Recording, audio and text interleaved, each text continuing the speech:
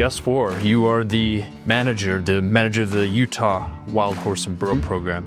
The volatility that occurs with this program, because there is so much emotion. Sometimes you're a bridge, but sometimes because you have so many competing interests that you have to connect with, you're the communal punching bag. My biggest comeback is, have you ever witnessed a wild horse die from dehydration or starvation? I have. I've seen it. It's a horrible, horrible death. The future of wild horses on public lands, I think they're always going to be there.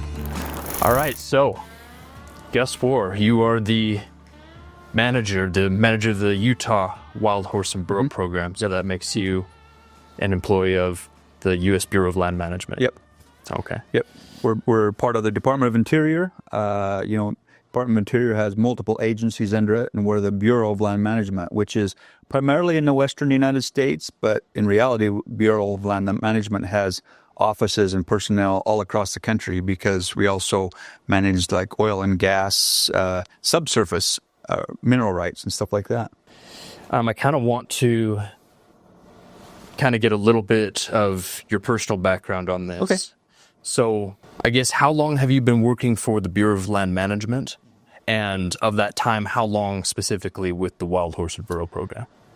Well, it's kind of one and the same, because I've actually been working now for the Bureau of Land Management. I'm on my 34th year, so I've been at it quite a long time.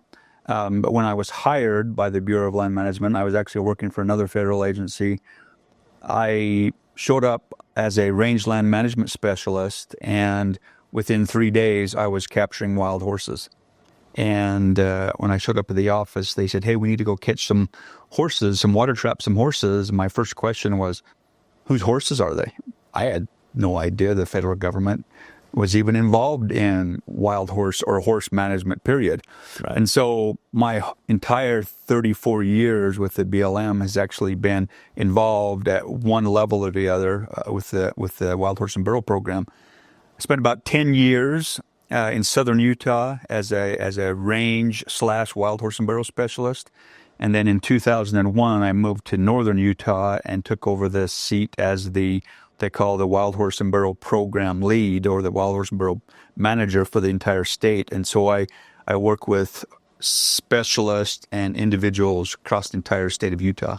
And I've been here ever since in the Utah State office. So, Got it. That's super interesting that you say that you were unfamiliar with the concept of wild horses and the government's hand in it as you were getting into working with the BLM. And I say that's interesting because my experience has been that's how it is for, I think, the general American public a lot of the times, is that they're unaware that maybe they're aware that there's wild horses out there running free to an extent, but that the federal government plays such a role in overseeing these horses. You know, it's interesting you bring that up, because I can see as you were traveling across the country on your journey, where I'm sure it was you're what? What is a wild horse? Well, we get people even here out west in Utah all the time. They say, "Are there wild horses or burros in Utah?" They have no clue that they're even here. So it's not just one part of the country. It's everywhere. People are unfamiliar with this program in a large segment of the population. So, how would you describe your job to someone who has no concept of what it is you do in your day-to-day? Well, it's changed over the years. From a field wild horse specialist when I was on the range, working with the horses directly, the vegetation, the soils, the different multiple uses that occur on public lands, to what I deal with today is a lot of what I would say people management. I work a lot with the media. I work a lot with interest groups, and try to keep a pulse on the volatility that occurs with this program, because there is so much emotion, so many high-profile things that can occur when you're managing a wild animal or a living animal. Because a unique thing about the federal government is the federal government really doesn't manage wildlife, or they don't manage wildlife unless you're talking about endangered species or something like that. State game and fish or wildlife agencies manage wildlife, and the federal government manages the land or the habitat Well, that is it. When it comes to the wild horse and burro program, we actually do both of those. We also not only manage the animals themselves, but the forage, the vegetation, the soils, so it's what I do with as my day-to-day basis. When I explain to people that you hear the term wild horse and burro specialist, well, not only do I deal with the animals still at times, but I deal probably most of my time with public. I deal with interviews and trying to coordinate all of the different facets that are interested in this program. Interesting. Why do you think that is? You talk about there's a lot of emotion and volatility behind the public that you deal with in a lot of cases. And why does that require someone like you to be here to explain? Probably 20 years ago, it was a different story. But right now, there's just so much interest in the animals themselves. I always tell people, if you look at people that love horses, they love horses to the point that they've almost put them on a pedestal that I claim is more than a cat or a dog. Cat or dog, you hear them as man's best friend. Well, if you talk to people in the horse world, it is their equine companion. That's very true. And these horses mean so much to people. They get so passionate.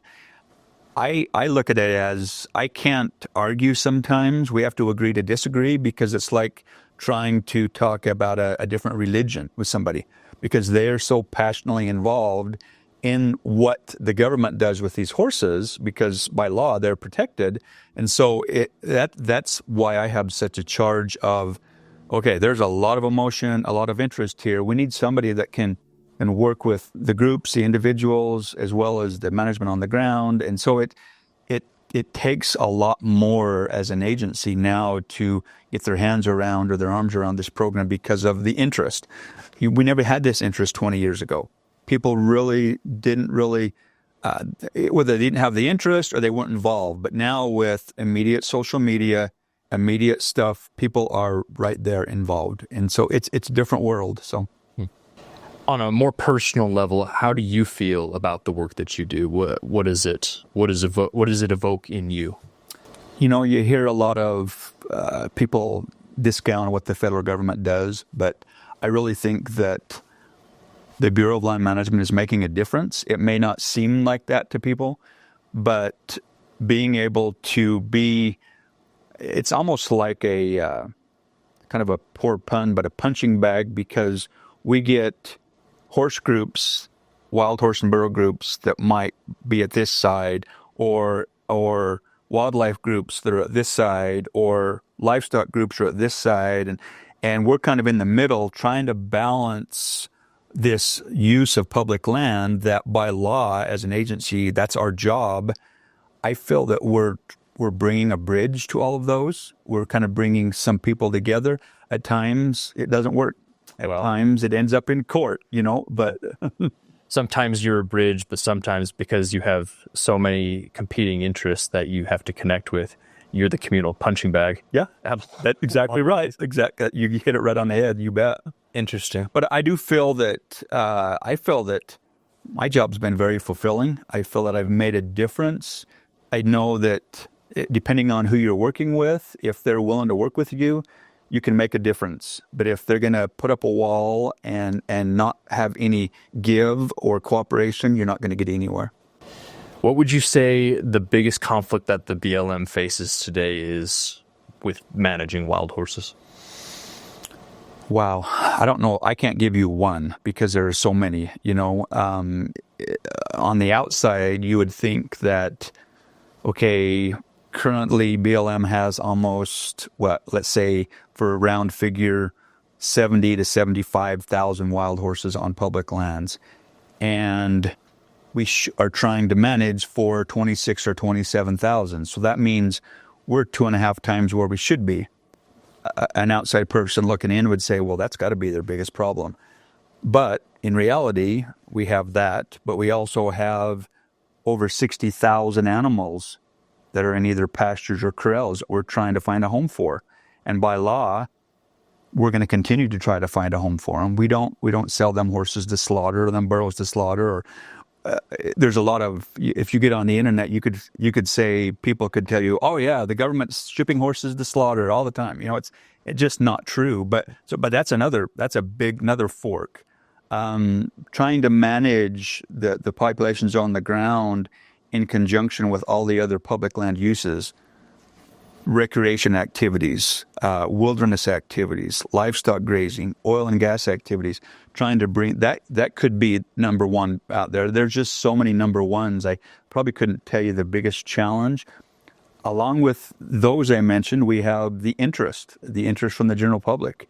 That's a challenge, but it's another one of those many pronged forks that we try to manage and try to keep all them points down so it's a little more level. But I just honestly can't give you one answer for that question. So got it. That's probably what makes it complicated. Is it's tons of different things for sure at once. For sure. So that's interesting. I find that one thing you mentioned a fairly counterintuitive argument, thinking about the amount of resources and tax dollars and time and effort that the BLM has to pour into keeping horses off range, whether that's in pasture corrals. But then there's this massive effort of wild horses to get them to slaughter. And it's interesting that that's where people's minds go. What would you say the biggest misconception is that the public has about the work that you do? There's a lot of them. Understanding of the program, of what BLM can and can't do, is probably is up there. It may not be the biggest, but it's a big misconception that, okay, if somebody comes in and says they want this done, then we can do it. And what I get very elementary when I explain to people that, we are part of three branches of government. We are part of the executive branch, and we're carrying out laws that the legislative branch maybe has passed, which we are doing, or the judiciary branch, a judge has said, nope, you're going to do this. And so we're carrying out laws that people think that we can just do our own thing. And in reality, we have to do what the law states, and laws are further defined by regulation and policy. But probably the biggest misconception is people come in expecting BLM to be able to do things that we legally can't. Just because, and they say, well, how do we change that?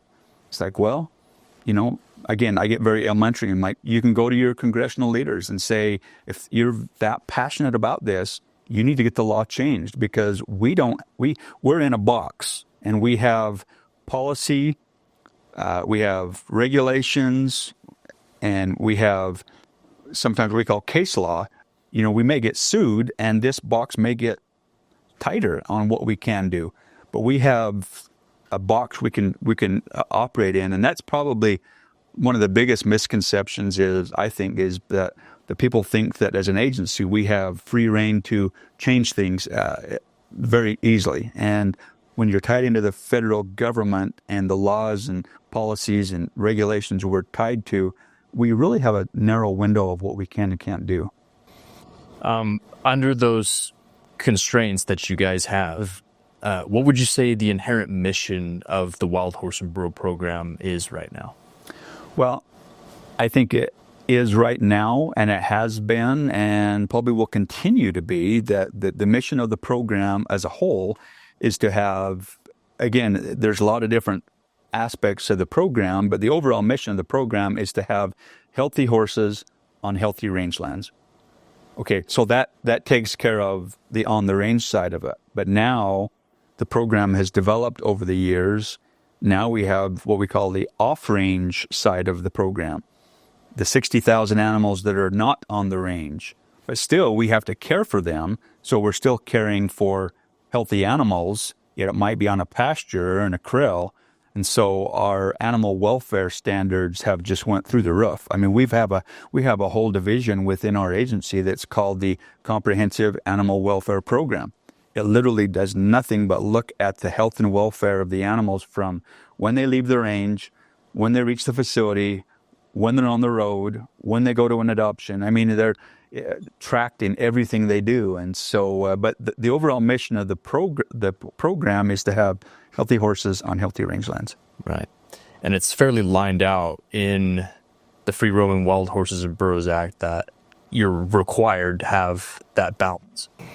For the management practices that you guys are implementing right now, how do you think things are going as far as how you guys administer and how you guys, like you said, you have major quality control out as regard to animal welfare, but is there anything else? As far as how are we doing overall, people can look at numbers and you can twist numbers around and say a lot of things, but I think we have healthy horses on the range. We have healthy horses in our pastures, in our corrals. They're being taken care of. One of the biggest factors that throws us, well, there's so many curveballs. One of them is, do we always have the funding we need? No, we don't always have the funding we need. We don't have the personnel we need. We always hear, okay, do more with less. But I think that as an agency, I think that we're doing a really good job. And people would come back and counter that and say, how do you say you're doing a good job when you should have 27,000 animals on the range and you have 75,000? I'm like, well, we could be at 150,000.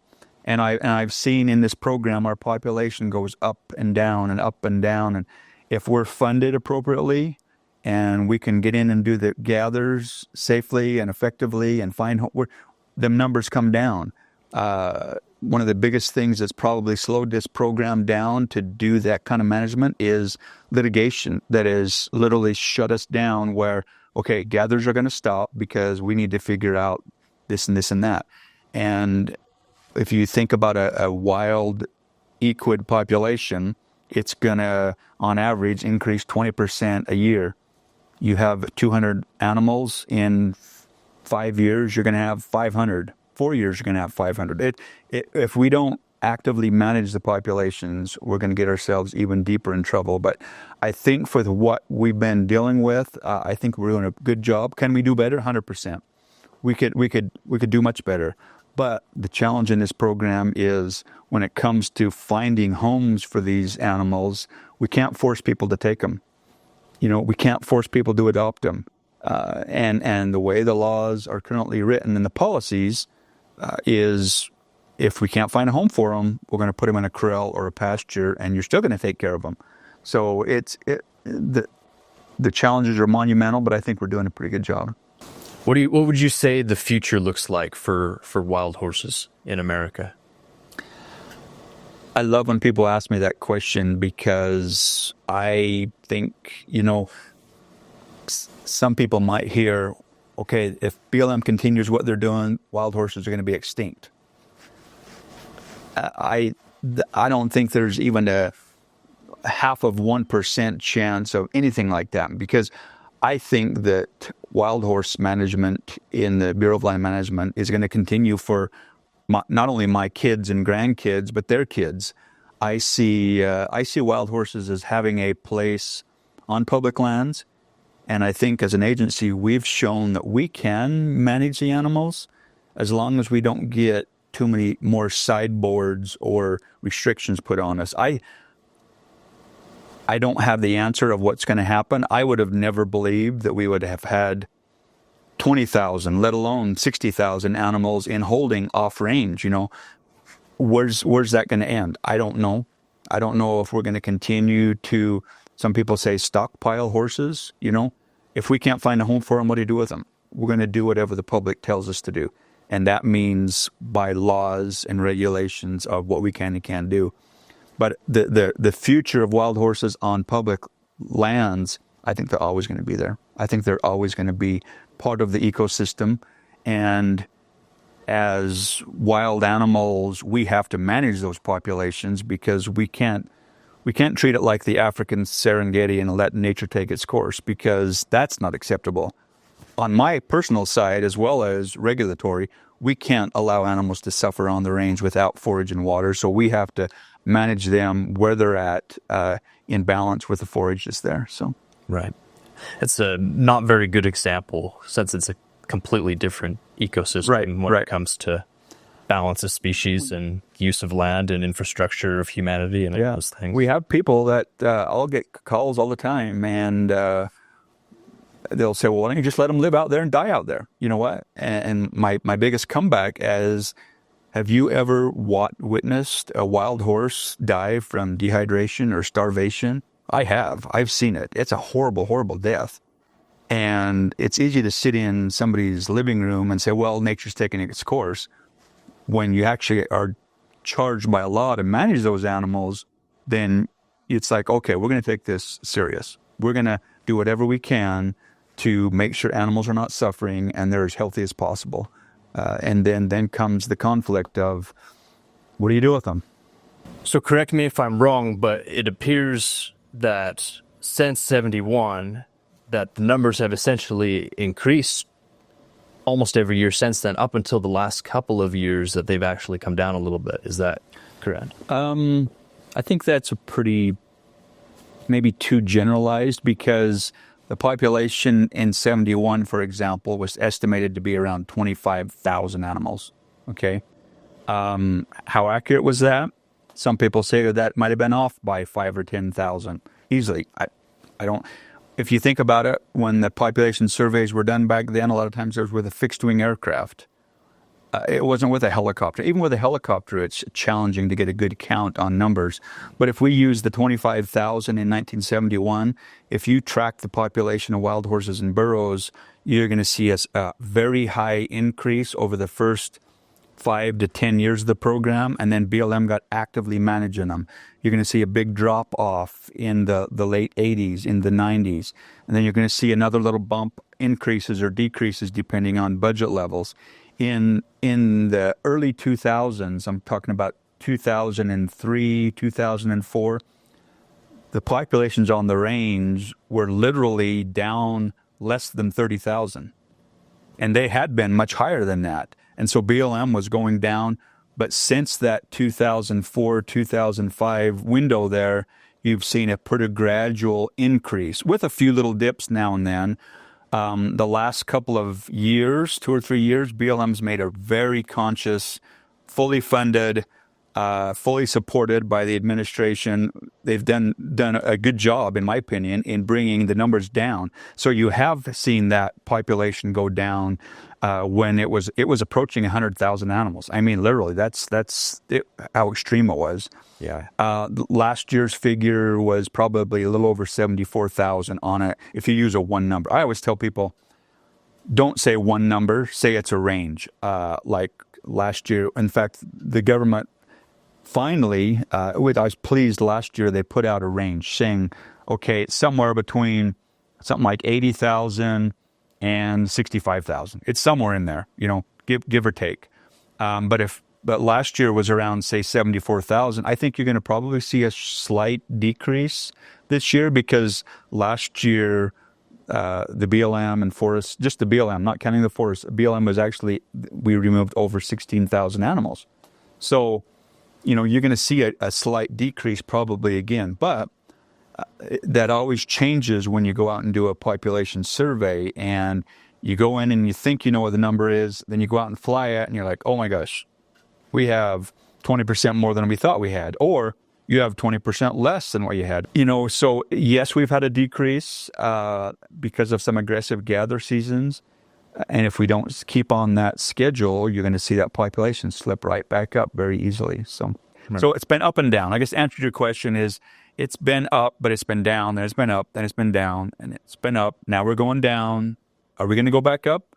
I hope we can keep going down to more towards that appropriate management level, so that we can balance those uses on the range. That's what's really needed. So. Got it. It's kind of needle in a haystack example, but I talk about this in one of my videos.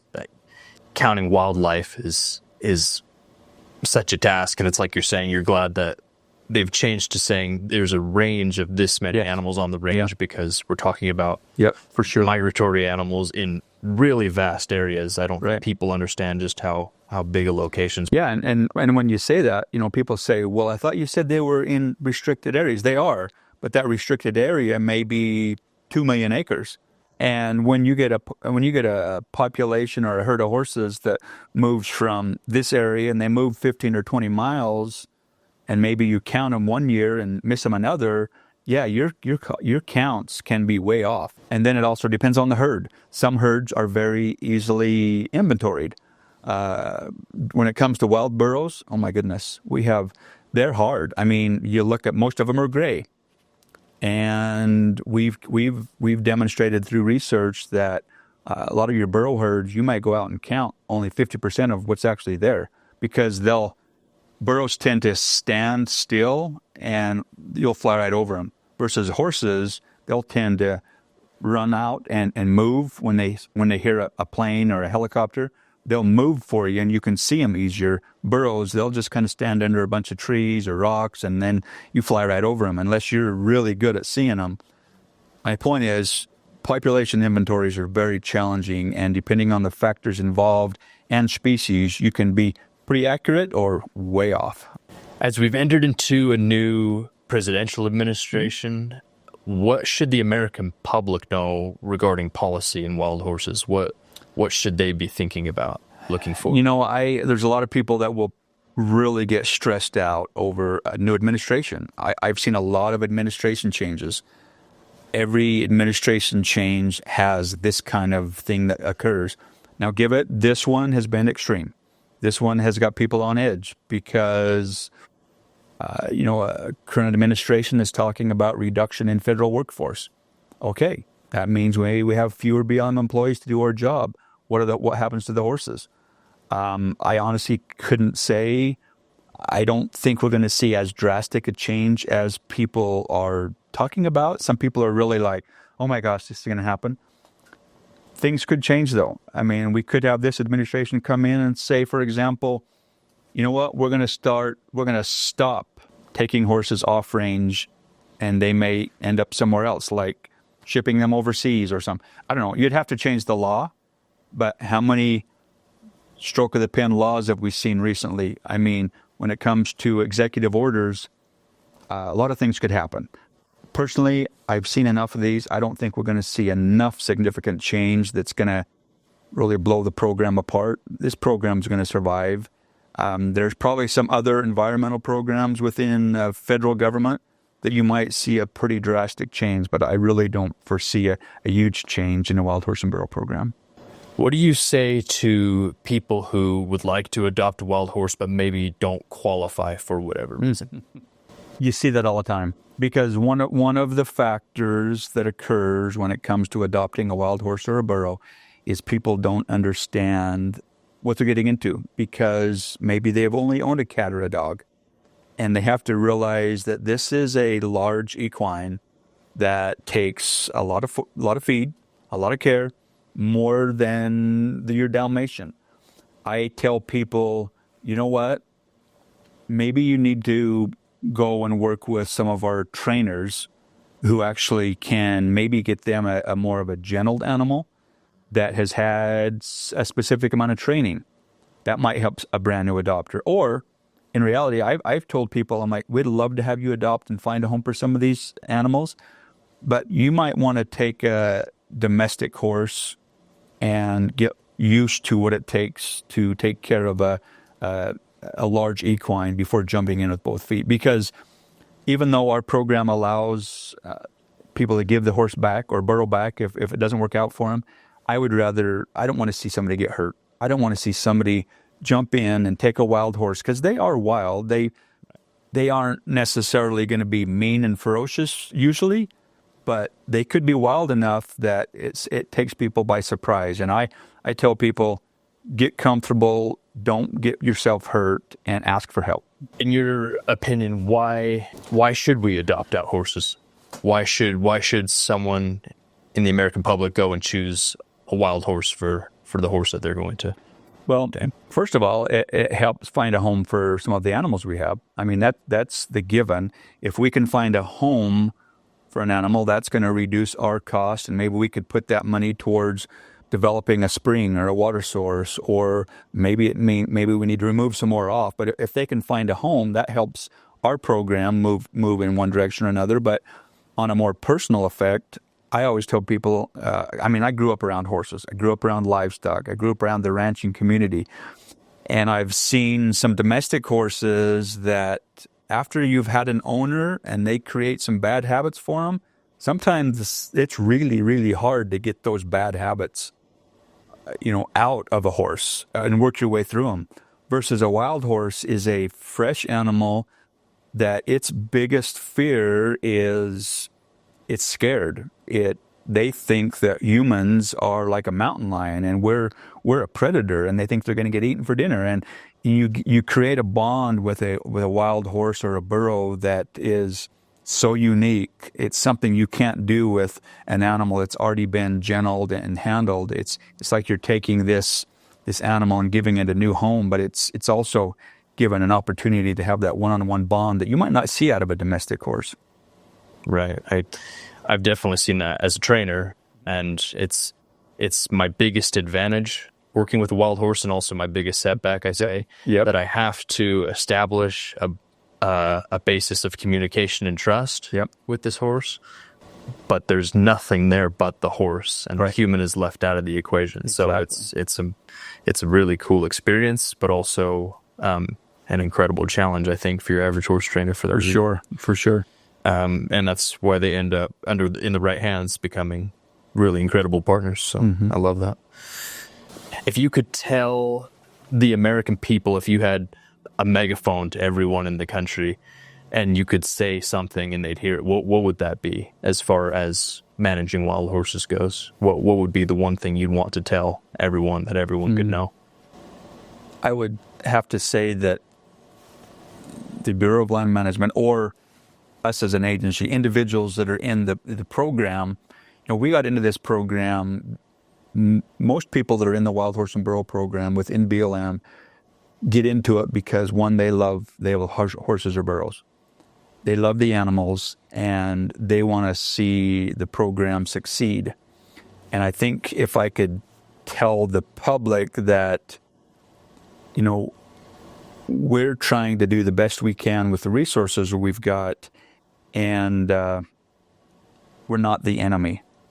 We're trying to be the bridge between a lot of different uses and a lot of different emotions. And if I could tell the public that, you can say all you want about the federal government, but I know for a fact that the folks in this program are in it for the best of the animals. I mean, best care.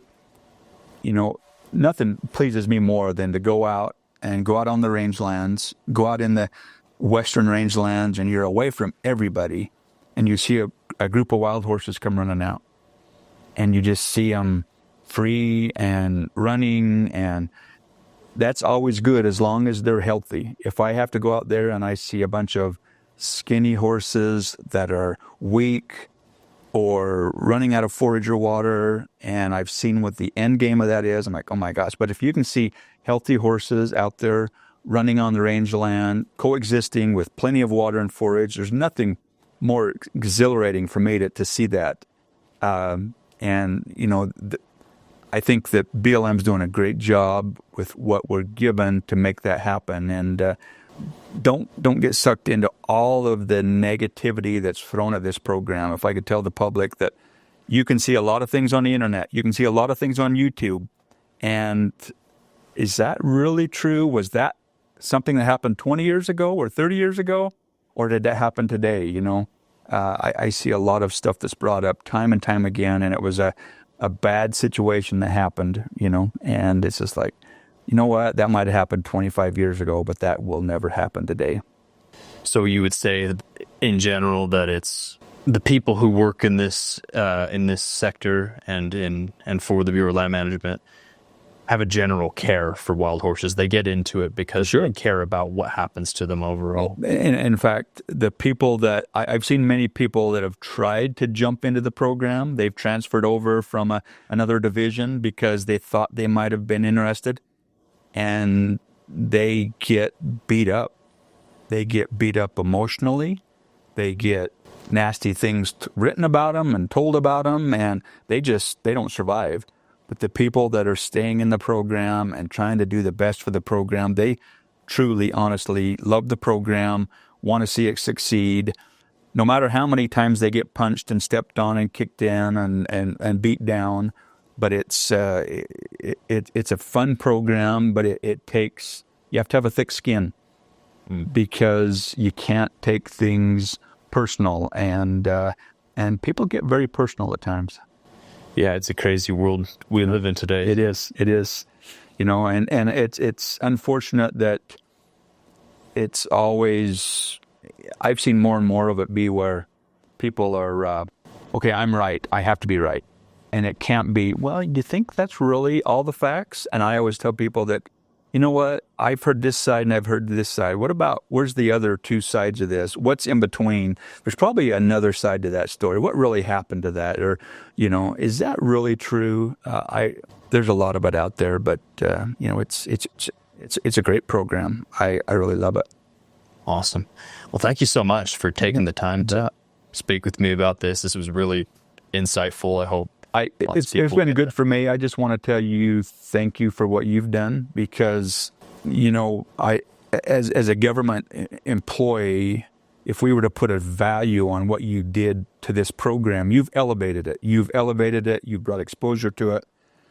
We could, as an agency, I wish we could repay you for what you've done, but we can't. Yeah. But I just want to say thank you for all you've done and continue to do, because I think education is what it's all about. We need to educate the public about, yes, there is a wild horse and burro program. Yes, it has successes. Yes, it has failures.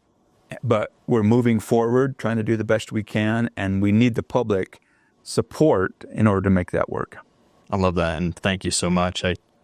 I do it for the same reason you do, not because there's really a lot in it for me, but more because I care about wild horses and what happens on American rangelands. So I appreciate that. Okay, man. Thank you. All right. Thank you. Awesome. Appreciate it, buddy.